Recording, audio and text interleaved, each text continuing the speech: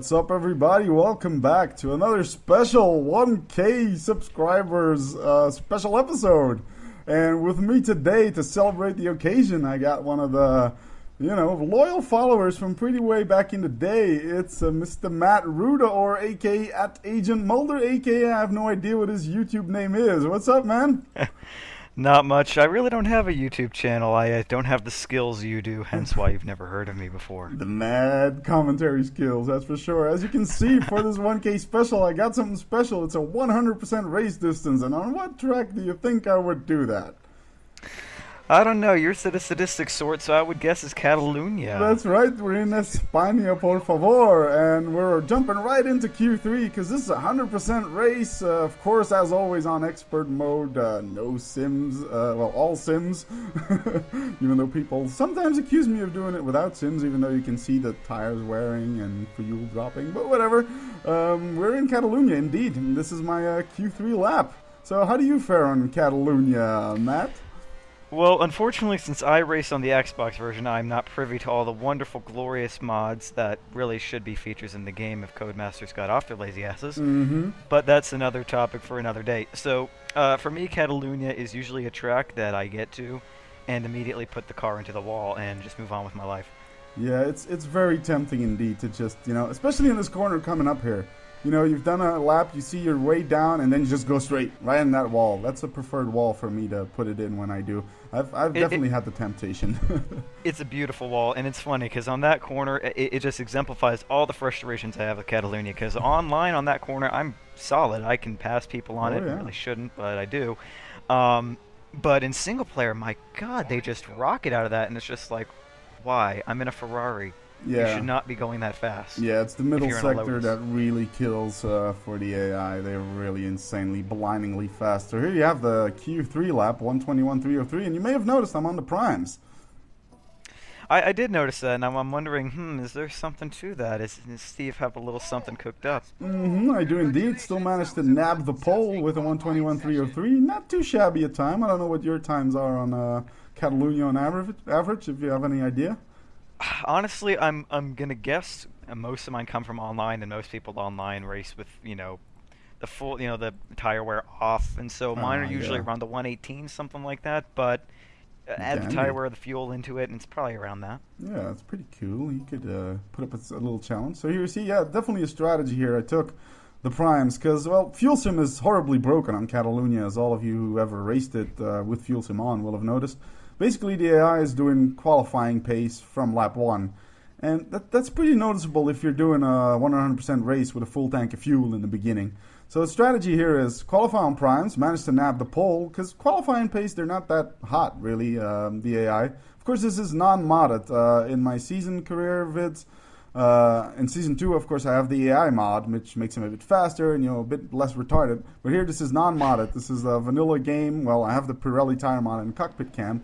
But that's basically it. So yeah, strategy is start on primes, make a huge truly train, and then see what I can do in the end. Basically, that's really the plan here. Nice little shoomy chop here at the start. Yes, cutting off Vettel. Sure, he's done that to a lot of people. It's glorious to watch. And I couldn't help but notice that Petrov qualified up into P3 or Q3 even. And some news breaking out after his stunning performance at Malaysia. Aeroflot have decided to sign sponsors with Renault because, as we all know, Renault is truly the company that gives you wings. Yeah, I heard as well he's going to have a cameo on the next movie on the Dukes of Hazzard. Really? I hadn't heard that. Have a cameo on that, I can't really see him reprising the role of the hot girl, but you never know. I mean... Yeah, and there's a sailing company as well trying to work a sponsorship deal with him, the rudderless Russian. They're trying to work something out with that. I heard about that. I think that was a co-op that Brundle and, who is he? Coulthard started. Yeah. Have you seen on Twitter Mike Gascoigne of Team Lotus, of course? He actually seems to go sailing. He sails from one race to another. I posted a few pictures already of him on his little sailboat, so maybe there's a contract for Petrov in there if Renault ever get tired of him. Could go, sailing.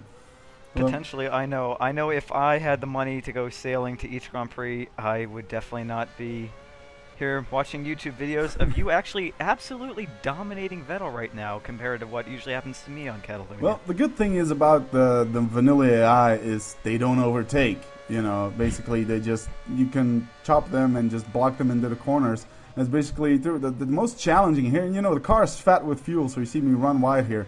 And this corner is very tricky to keep the AI behind. You'll always see the little white arrow pop up right behind me. So very, very tricky corner here to keep them behind you. You just need to like chop in front of them, and they won't really insist. They'll only pass you if you mess up. So here the goal is to not mess up for, I think it's 42 laps to my scheduled pit stops. So basically it's just don't fuck up, and they'll stay behind you if you have, well, decent pace. Yes, I know, me personally, if I ever did a 100% race, I would have to be inebriated, in which case the chance of me fucking up is very high. But we can already see the truly train starting to form behind you. Your teammate's way back there. Hamilton's in, I'm trying to see, what would that be? 1, 2, 3, 4, 5, 6, 7, 8th? Yeah, indicative of his performance in the last 2 races. Yeah, don't know what happened there. I think he was higher up on the grid. He must have gotten caught up somewhere. I think he was higher up on the grid at least. Maybe he tried to pass somebody.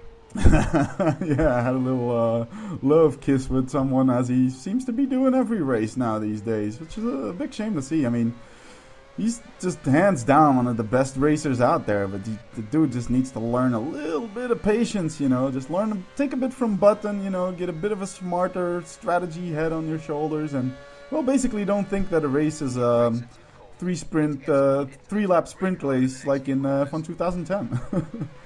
Oh no, and I feel for the guy. I mean, disclaimer: I'm a huge Hamilton fan. And we're seeing Vettel trying to make a move on your inside, getting rather frisky. But they brake quite early for this corner, so I was never too bothered if they came alongside, because you cannot brake them easily into that corner. It's just once they get past you, you're boned. You're not gonna get them back, you know. So you really, really need to stay on the ball and just don't make any mistakes. That's basically it. This one's a tricky one as well. If you run wide, you're in the gravel and you ruined your race as well. I've ruined many online races that way. I'll cut the first corner, lovely flying in, and then just a little bit of a bounce, and the next thing I know, I'm in the gravel, swearing like a sailor. But back to Hamilton. I think Monaco, is where it really started for him. I mean, he had consistent performance up until then. And, I mean, the poor guy at Monaco, like him or not, nothing could go his way. He didn't get out for practice, and then his qualifying lap was basically taken from him because, you know, Rosberg decided to put it in the wall. Perez. And then he got too aggressive. And I think, you know, following the disappointment from Monte Carlo, rather, you know, Canada, he was just driving angry. He was driving too hard, and he wanted to prove to everyone, look, I'm not, you know, some screw-up, and he just pushed the car too hard.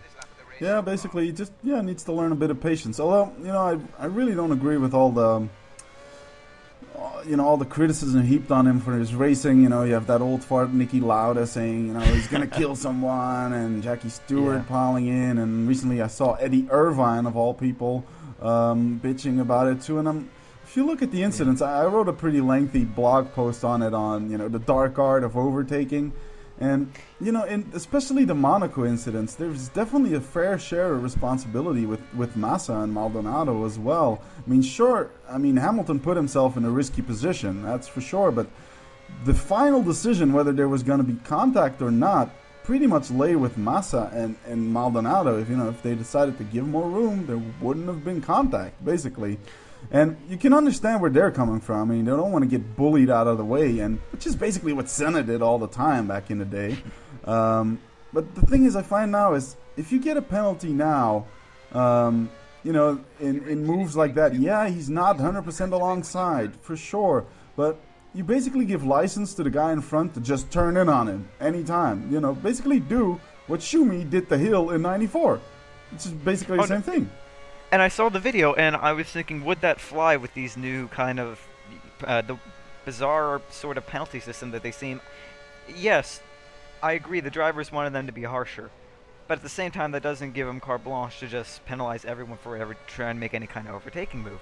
I think on any other track, there would be a fair argument that Hamilton should not have tried to make those moves, and that he was solely responsible. But at Monaco, more than any other track, more than Singapore, more than Valencia, both drivers really have to be on top of their game for any kind of overtaking move. And while he might not have been in the most ideal situation to put his car there, once he was there, the other driver should have noticed, hey, I got a car on my inside. I can't just chop him, otherwise we both could end up in the wall. Yeah, which I mean, the overtake on Schumacher perfectly showed. Hamilton's overtake on Schumacher was very much carbon copy of the Maldonado one. I think he was even further away from Schumacher than he was from Maldonado, contrary to what I've seen posted. But I've seen the vids again. I think Hamilton was even closer to Maldonado than he was to Schumacher when they, dive in there. And Schumacher recognized exactly like you say, there's someone on my inside. Sure, I may have the ultimate right to that racing line, but if I turn in, I'm in the wall. So exactly. and the other thing too is just looking at it with Maldonado. I think Maldonado, he was actually alongside of him all the way in to Sandoval. Mm-hmm. With Schumacher, he actually lurched in, so you could even fairly argue that the overtake on Maldonado was even more justified than that on Schumacher. Yeah, true. He really dive-bombed Schumacher, for sure. But yeah, that's the thing I'm a bit afraid of with this kind of stewarding. You're basically giving the guy in front carte blanche to just, chop him off. If it's I think it's not a good. It's a good thing that stewards are a bit more stricter than they were back in the day, but if you do it like this, and the same thing happened with Di Resta, I think it was in Canada on Heidfeld. He wasn't perfectly level alongside. He was kind of alongside, and Heidfeld chops off, and there's contact, but can't we just call that a racing incident? Why do you need that? I'm not saying Hamilton or Di Resta were completely without blame, but really penalties for stuff like that? That's just going to give guys carte blanche to just turn in on whoever's trying to overtake him. I think the problem is when the driver said that they wanted the stewards to be tougher and issue more penalties, they took that as either, okay, this is absolutely nothing wrong, or penalize the shit out of them. It seems the gray area of racing incident where neither driver is really at fault and it was just, a complete accident. It seems to have diminished to a point to where now we're just going to have penalties for every little thing. Yeah, well, at least luckily in Canada there were at least 2 incidents Button had were classified racing incidents, which I found was a good thing to see. I mean, what he did with Hamilton, I tend to believe Button when he says I just didn't see he was there. He took a regular line in there. It's not like he purposely squeezed him into the wall. Racing incident. Same thing with Alonso. He was at some point he was really alongside. Front wheel to front wheel, and Alonso just chops in, and he was on the outside. Should have given way, didn't give way, and they clashed. But if that would have been Hamilton, you think we would have seen another penalty? Well, that's exactly what I was just about to ask you. Is I was thinking, the incident between Button and Hamilton. You got a gray silver car in the rain going 100-something miles. I'm absolutely positive Button just didn't see him, and it was just a complete accident. Yeah. The one with Alonso, though, when I saw it happening, it looked eerily similar to a lot of what I've seen, what Hamilton did at Monaco, and, later what happened between Di Resta and Heidfeld. Now I'm like, if this had been another driver, would we have seen a penalty? I'm not trying to say the stewards are favoring one or another, but it looks similar. It is, Ollie G, my homeboy. Wow, I'm never going to say that again. But I was just wondering, I'm like, if this had been a different driver who's been seen in a different light, would we have had a penalty? I don't know, but it just seemed a little odd to me. I was fully expecting Button to get a penalty at the end of the race, and kind of surprised when he didn't. Yeah, but I mean, that would have so ruined the race. I think they would have really had a deluge of bad comments from everyone. I mean, you have such a dramatic race finish, and then, it gets decided in the steward's office. That would have just been such an anticlimax. Oh, completely. Yeah, I was just, to finally see someone, show Vettel where he can stick that finger. Oh, yeah. It was so glorious to watch. Yeah, I got nothing against Vettel. I think he's a great driver, but that finger, man, seriously, just quit it. It's arrogant, annoying. Or at least do it just once, in the car when you just set pole or one. Yeah, do it once, but don't just keep doing it on the podium, sticking it in people's faces. I got to give like plus 5,000 internet points to Jenson Button. I think it was in the Canada pre-show, or maybe Monaco, when he made fun of Vettel pulling the finger. Did you see that? Yeah, I think wasn't it with Lee McKenzie, and he's like, how does he hold that? Is it like this or this? Yeah. I was dying in my chair. Yeah. Simply because that's pretty much what I've been thinking since. I mean, you know, if you win a close race or you win, the championship, I say do whatever the hell you want. If you've gotten that far, you deserve it. But when you're winning a race, being 3 hours ahead of the person behind you, like in another postal code. It is because he is faster than you. It's like, why bother with the finger? It's not that big of a deal just because you have the faster car. Yeah, but it is his trademark, and he has been doing it. I saw a picture of like a really young Vettel, like back in the junior series with braces on and everything, and he already had the finger up. I'll try to find that picture and I'll put it at the end of this vid. But I swear I saw something. I think it was like, did he do Formula BMW or something? I remember seeing a picture of like a teenage Vettel, like 15 or something, and he did the finger. It was pretty hilarious. So it's not like he hasn't just invented it for F1. It has been his trademark for a long time, the finger. Someone should actually try to pull it and see what happens. Not gonna go there. Well, it's a good segue into hot blown diffusers and dirty air and whatever. Oh yes, because after all, did you catch the 5 Live reference when they had the good doctor from Sauber on? And yeah, oh boy, I think it was Crofty asked her, so are you blowing off throttle? And I'm just like, oh. Are you hot or cold blowing?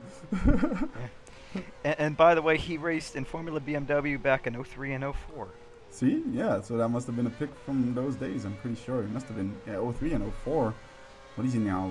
23 Vettel is now? Something like that. I'm on his wiki page right now, which we all know is the hallmark of accurate information. Yes, of course. And he is 23 years old, born July 3rd, 1987. As you can tell, this race is pretty much as you were. If we're going into the exact birth years of fellow drivers. Yeah, it's true. I mean, some people might say, I should comment more on the race, but there's nothing happening. There's just, like I said before, me not trying to make any mistakes. And strategy really is keep it truly trained and then push like mad on the fresh options. Because, like I said, the fuel sim is the problem really on this track. But by the time I get to lap 42, I'm going to have a fairly light car. I'll have fresh options. So I'll be starting to pull my quali lap times or thereabouts, which were quicker than the AI quali laps. So, it's basically strategy, but that's why we're just jabbering about pretty much anything except the race, because, well, as you can see, there's not much happening. Just think of this as a podcast with something in the background. The only thing that I can see that has happened is looking on the minimap. Hamilton's moved himself up to 7th, so there is some overtaking going on in Catalunya, contrary to popular belief. Yeah, you'll see on P2 and P3 they do change a couple times as well. This sector I'm godly, though, well, compared to the AI. What the hell did you just do that for, cutting that corner? Oh, just trying out special lines. I see. Or, trying to get some concentration going, because, man... Jesus, just a full race like that. It was pretty hot that day when I did this race, and I was getting sweaty, By lap 20, I was like, oh my God, it's still 46 laps. Which is more than I ever wanted to know about you and your perspiration. But on that note, I can only imagine what you're going to do for your 2,000 subscriber special. That's going to be interesting if I do that. Whole 100% season, perhaps? Yeah, definitely. Especially thinking I'm going to be in Nigeria by then. And then I'm definitely going to be sweating my ass off if I'm doing 100% races there. That's for sure. So, indeed. Yeah, in case, the little announcements for those who didn't follow my Twitter. I am moving to Nigeria next month. So you might see a little lull in my YouTube channel. I'm going to try to get some vids going. Maybe set something up with Matt so he can upload shit for me and shit. But it's going to be a little lull in the month of August. So don't think I died or something. I'm just, going to be in freaking Africa. So, give me a break. No, we expect full quality uploads all the time. And come on. Also, that's how YouTube works. When you receive an email from a Nigerian prince asking for money, it might just be me. So don't you're a prince now. Interesting. Don't just yell scam when you get an email from Nigeria now. I'm sure there's a Purple Rain reference in there somewhere, but yeah, I'm just hoping someday we'll see an African race. I might actually go see it. But there used to be a South African race back in the apartheid before apartheid, days. Yeah. No, it was apartheid was like full on back in those days. It was? Yeah. I don't even remember when the last South African race. The only South African race I remember is the one where the guy got hit in the head with the fire hydrant. Yeah, that was pretty. Tom was- Price, yeah. Price, yes. That was Price. somewhere in the 78, I think, or early 80s, something like that. Yeah, that was, yeah, if you're a bit into the nasty stuff, there's definitely vids for that on YouTube. That's, well, you don't really see the nasty stuff, but... Well, you do. The marshal you gets see cut up, right, yeah. Yeah, but basically the one guy just literally disintegrates. They had to use dental records. Look, I hate to say look it up. Look it up if you want to see the damage an F1 car can do. Otherwise, do not look it up. Not for the faint-hearted. And it makes you think about Canada this week, with the marshal just face planting in front of Petrov, I think it was moving up there. It was the first one with Vettel. I got a good laugh out of just because you see the guy running full Baywatch style. I'm gonna help you, Sebastian. Well, bam, face plant. Yeah, that was a classic face plant. Definitely very nice. But then the one guy who went to get the wing, and then he slipped and he fell, and Kobayashi came up and was like, "What the hell is this?" And then the poor guy, right when he's finally probably starting to breathe again, here comes, I think it was Petrov, locking his brakes, just like, holy shit, there's somebody in the track. Yeah, I mean, that's one thing we can't fault Petrov for. That's not exactly what you expect, marshal face planting in front of you in the middle of the track. Well, we kind of can't fault Petrov. I mean, why didn't he take off? He always has the capability. Why didn't he just, fly over Fly right over him, find a little bump in the grass. Oh, we're going to get so much shit for this. Yeah, I mean, our good friend Journey is going to love this video. Shout out to you, man. Yeah, you're just such a good target. I mean, I'm going to unsubscribe from you now. Goodbye. Yes, I will take my ladder and I shall come to your house. I'll get Putin to assassinate us with this glare. Oh boy, yeah, we're definitely in for some angry tweets, but yeah, he's been a pretty loyal follower as well. Been nice to chat with him about F1. Just don't mention Petrov. Yeah. Or unless you're gushing. If you're gushing about Petrov, then you'll have the new best friend in the world. Yeah. Well, you gotta hand it to Petrov. He's definitely improved over last year, which, well, let's be honest, wasn't that hard to do, but he's definitely shown improvement, which, you gotta give him props for that. He's been beating Heidfeld in quali most of the time, so yeah, he's doing fairly good. I still think that Renault car is being wasted. I mean, in the hands of someone like Kubica, Jesus Christ, that thing would be up there, I'm sure. Maybe not fighting for wins, but would be up there higher. I'm pretty sure about that. Yeah, definitely. I don't know if wasted is so much, though, because they have been getting some quite good results out of it. I mean, I remember at the end of Australia when I saw, I was just watching and it seemed very clinical, and then, they came on and said Petrov in third, and I was like, what the fuck? Yeah. What? Yeah, that was a surprise. I thought that I had accidentally slipped something into my drink. But yeah, he says. and then Heidfeld got third in Malaysia. Malaysia, yeah. They've been having decent results ever since then, staying in the points. Well, it's been kind of going downhill, though, since Malaysia. Canada was their first race where they were really, kind of back up there. Until, of course, Heidfeld decided to, eat his own front wing, which was a pretty spectacular crash. It was indeed. I was like, ooh, this could be interesting. Yeah. I thought, a battle between Kobayashi and Heidfeld could turn out to be interesting, but then Heidfeld just decided he wanted to go up Kobayashi's ass and lose his wing, and went for a little bit of a hop, not quite up to the Renault standards set by our good Russian friend, but indeed he did take off a little bit there. Yeah, and sparked the marshal tripping and falling, and oh yeah, that's true. That was after his little incident there and all the debris on the track. I gotta say the marshals, they were pretty subpar. I mean, it was funny seeing them fall and stuff, but beside that, they were slow, man. Like when Alonso spun out, it took them 3 laps to get him out of there, even though it was right next to one of those extraction points, and then Jesus, 3 or 4 laps to clear the debris from Heidfeld and shit. I thought they were fucking slow. If you compare that to Monaco or Silverstone, it's boom, crash, boom, car's gone. That's the thing, if you compared it to Monaco, I mean, comparing anything to Monaco, I mean, my God, the stewards are born and bred from the time they're 2. Yeah, they're probably a special they are just school so for good stewards or something. Well, exactly, but in comparison, the marshals of Canada should have been shot or something for how slow they were. It's 5 laps to clear 1 car. You swear you had another incident like Spa back in '98, where the entire, where one guy sets the entire field off into, the wall. Yeah, that's another YouTube vid for you guys to look. The start at Spa '98, Coulthard spins in the Mercedes, in the McLaren, and pretty much the whole field plows into each other behind him. It's insane. It's the biggest pileup I think ever in F1. It's crazy. It's got to be right up there, if not the biggest. Yeah, pretty nuts. Good old DC. So as we continue jabbering on about random stuff, not much has happened in the race. It seems like Hamilton's moved up to P5-ish or something He's like in that. P4. So definitely... He's in P4. He's on the HUD now. Oh, he's on P4 now. Yeah, he's done some definite overtaking Lewis right there. Doing good. I mean, he is being put to shame to his teammate now, so, you know. Because I am, of course, driving his Button. That's my main man, Button. And he had been before the Canadian Grand Prix. I think I even... Art imitating life, perhaps? Yeah, pre-season I was even predicting Button for the WDC, which, yeah, you know, it'll have to take Vettel fucking up quite a few more times, but... Which it appears he has done in this race, because he's completely dropped off the radar from trying to put a move on you to being somewhere back in that mess of cars. Yep.